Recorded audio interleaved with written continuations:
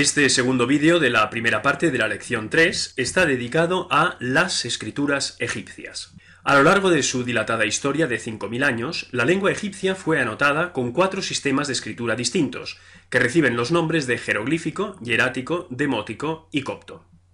Los términos jeroglífico y hierático designan específicamente 2 sistemas de escritura, mientras que los términos demótico y copto designan tanto 2 sistemas de escritura como 2 estadios evolutivos de la lengua, en concreto las últimas 2 etapas de desarrollo del egipcio de la segunda fase, como hemos tenido ocasión de ver en el primer vídeo de esta lección. Se habla, pues, tanto de lengua demótica como de escritura demótica, y tanto de lengua copta como de escritura copta. Esto es así porque los textos en lengua demótica están escritos en escritura demótica, y los textos en lengua copta están escritos en escritura copta. En cambio, las escrituras jeroglífica y hierática se emplean para anotar la lengua egipcia en todas las etapas previas al demótico, o sea, en las 3 etapas del egipcio de la primera fase y en la primera etapa del egipcio de la segunda fase o neoegipcio. Entre la documentación de esta lección tenéis un PDF con un esquema que os permitirá seguir adecuadamente estas explicaciones. Vamos a empezar por ver las características generales de las escrituras egipcias. La primera de ellas es que el jeroglífico, el hierático y el demótico son escrituras autóctonas, creadas en Egipto para anotar la lengua egipcia en todas las etapas de su historia faraónica, mientras que la escritura copta es exógena, puesto que está basada en el alfabeto griego adaptado para anotar la lengua egipcia en su última etapa de desarrollo. En segundo lugar, tenemos que decir que jeroglífico, hierático y demótico son escrituras complejas, que combinan diversos tipos de signos, y que en consecuencia poseen un elevado número de ellos, centenares o incluso miles. Los signos en cuestión pueden ser fonéticos, léxicos o semánticos.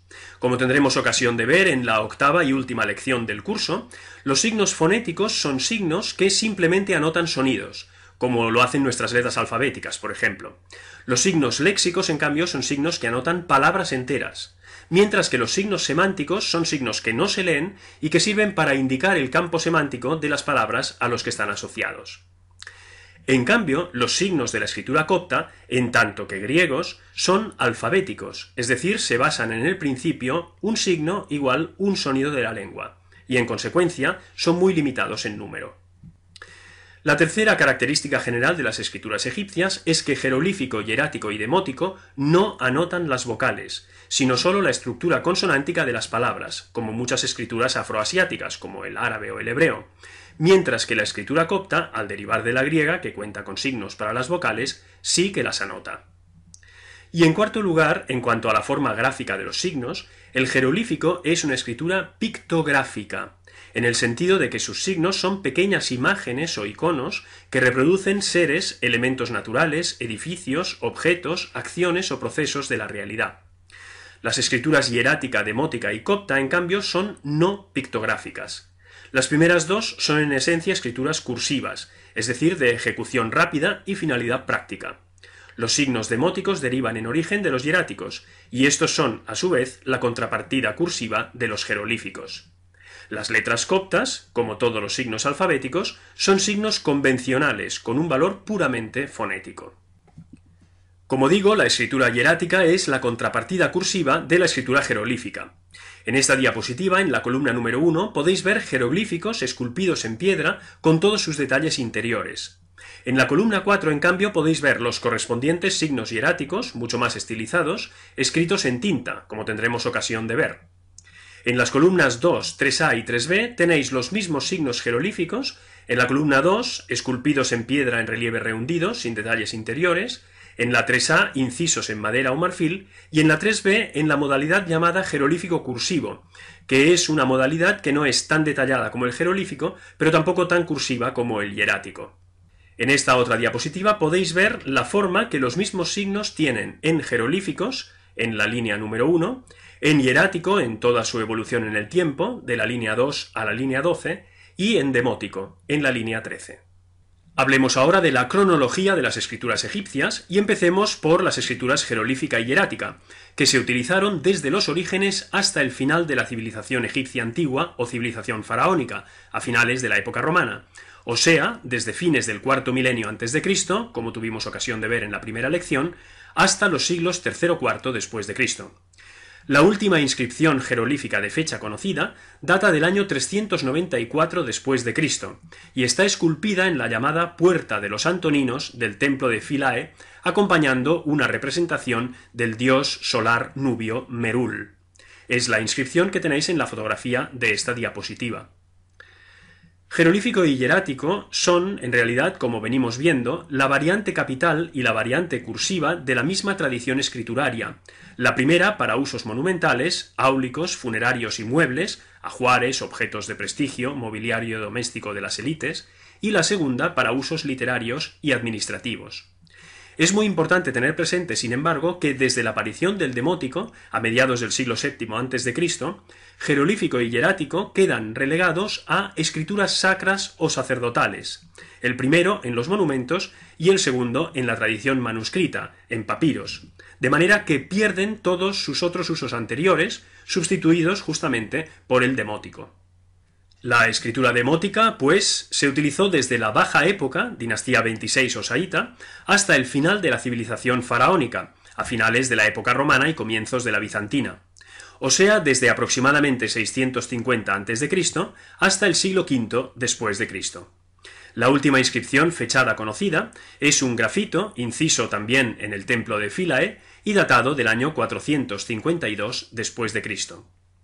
En cuanto a la escritura copta definitivamente formada, es decir, la escritura de época cristiana, se utilizó entre los siglos II-III después de Cristo y el siglo XVII después de Cristo.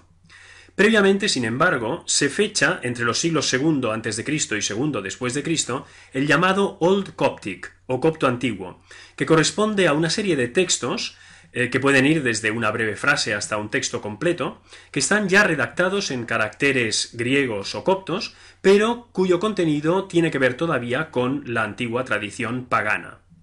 Y en relación con la cronología de las escrituras egipcias, vamos a hacer dos importantes observaciones. En primer lugar, desde mediados del siglo VII a.C. hasta los siglos III o IV después de Cristo, las escrituras jeroglífica, hierática y demótica coexisten. Las primeras dos para usos sacros y la tercera para todos los demás. Y en segundo lugar, entre los siglos II y V después de Cristo, las escrituras faraónicas y la escritura copta coexisten a su vez, las primeras para usos relacionados con la antigua cultura pagana, ahora en proceso de disolución, y la cuarta vinculada a la nueva cultura cristiana, ahora en expansión. La primera de estas observaciones nos permite comprender los nombres con los que hoy designamos las escrituras egipcias autóctonas, que son nombres de origen griego. En efecto, a partir de los siglos VI-V a.C., los griegos intensifican sus relaciones económicas y culturales con Egipto. En ese momento, las tres escrituras egipcias coexisten, y los griegos las denominan en función de los usos que tienen entonces. Así, el término jeroglífico deriva del griego hieros, sagrado, y glifo, esculpir, grabar. Los griegos hablaban de grammata hieroglífica, que significa caracteres esculpidos sagrados. En cuanto a hierático, el término deriva del griego hieratikos, que quiere decir sacerdotal. Grammata hierática significaba en griego caracteres sacerdotales. Y en tercer lugar, el término demótico deriva del griego demotikos, que significa popular en el sentido de común, de escritura utilizada en la mayoría de ámbitos, pero no, atención, de escritura utilizada por el pueblo, puesto que hay que tener en cuenta que en este momento se calcula que tan solo un 5% de la población aproximadamente sería letrado. Y esto ya es mucho, porque en las etapas anteriores de la historia de Egipto se calcula que tan solo un 1% de la población lo sería. Grammata demótica significa en griego caracteres populares. En cuanto al nombre de la escritura copta, el término copto, que se aplica tanto a la última etapa evolutiva de la lengua egipcia como a la escritura que la anota, como ya sabemos, procede del gentilicio árabe kipt, con el que los árabes, al conquistar Egipto, en 640, denominaron a los habitantes autóctonos del país. Este término deriva a su vez del griego aegyptios, que significa egipcio. Puesto que cuando los árabes llegaron a Egipto, los egipcios eran ya todos cristianos, copto significa también cristiano de Egipto, lengua de los cristianos de Egipto y escritura de los cristianos de Egipto. Pasemos ya a conocer las características específicas de cada una de las escrituras egipcias, y empecemos por la escritura jeroglífica. Su nombre egipcio es Medu Necher, que significa palabras de Dios o divinas. la cual cosa ya de entrada nos indica que el principal ámbito de uso a ojos de los egipcios de esta escritura es el sagrado. En segundo lugar, la escritura jeroglífica es una escritura pictográfica, como ya hemos tenido ocasión de decir. Esto significa que sus signos son imágenes que representan seres, objetos o acciones de la realidad, como podéis ver en la fotografía de la derecha, donde tenéis reproducido el signo que sirve para anotar el fonema M, que es el signo de un mochuelo. En cuanto a la ejecución y soporte de la escritura jeroglífica, se trata de una escritura esculpida, incisa, grabada o pintada sobre soportes duros, como la piedra o la madera. En cuanto a los tipos de soportes, pueden ser muros, obeliscos, estelas, estatuas, ataúdes, escarabeos u objetos de parada, de lujo y de ajuar doméstico o funerario de las élites. En cuanto a la función, se trata de una escritura monumental, sagrada y áulica. Y en cuanto a la disposición y orientación, puede escribirse tanto en columnas como en líneas horizontales, y tanto de derecha a izquierda como de izquierda a derecha. En efecto, como decimos, la escritura jeroglífica es fundamentalmente una escritura monumental, y los monumentos egipcios se rigen muchas veces por el principio de la simetría, de manera que la escritura debe poder responder también a este principio. Esto es justamente lo que podéis ver en la fotografía de esta diapositiva, que reproduce un texto jeroglífico monumental. Se trata de un dintel con el texto dispuesto en 3 líneas horizontales y organizado en torno a un eje de simetría. Este eje de simetría está formado en la primera línea por todo el disco solar alado y en la segunda y tercera líneas por la cruz de la vida. Si os fijáis, al lado y lado de este eje de simetría, los signos jeroglíficos están a su vez simétricamente dispuestos. Lo podéis ver perfectamente en la tercera línea, donde al lado y lado de la cruz de la vida tenemos el mismo pájaro que a la derecha mira hacia la izquierda, mientras que a la izquierda mira hacia la derecha. Como ya hemos tenido ocasión de señalar en un vídeo precedente, los textos jeroglíficos se empiezan a leer por allí por donde miran los signos que representan seres vivos, que miran siempre todos en la misma dirección. Así, el texto dispuesto a la derecha de la cruz de la vida en esta tercera línea del dintel se lee de izquierda a derecha, mientras que el texto dispuesto a la izquierda de la cruz de la vida se lee de derecha a izquierda. Otra característica de la escritura jeroglífica en tanto que escritura monumental es que se acopla a la iconografía, a las representaciones figurativas. A veces la simbiosis entre iconografía y escritura es tal que prácticamente puede no haber diferencia. En esta fotografía tenéis un relieve en que el rey Tutmosis III hace una ofrenda ante el dios Amón. Si os fijáis, los objetos representados como tal ofrenda son exactamente los mismos que los esculpidos como signos jeroglíficos al final de la columna de texto que separa el rey del dios. A veces los jeroglíficos pueden llegar a constituir ellos mismos auténticas obras de arte, como en estas fotografías que podéis ver en esta diapositiva. Si hasta ahora hemos visto jeroglíficos esculpidos en muros, aquí tenéis otros 3 soportes posibles de la escritura jeroglífica. A la izquierda una estela, en el centro una paleta de escriba, un objeto cotidiano, y a la derecha una estatua.